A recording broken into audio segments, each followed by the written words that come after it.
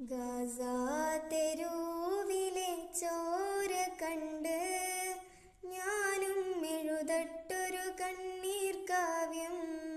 പിഞ്ചോ മനമക്കളെ ചോരയ്ക്കായി ദാഹിച്ചലയുന്ന ചെന്നായ്ക്കൂട്ടം.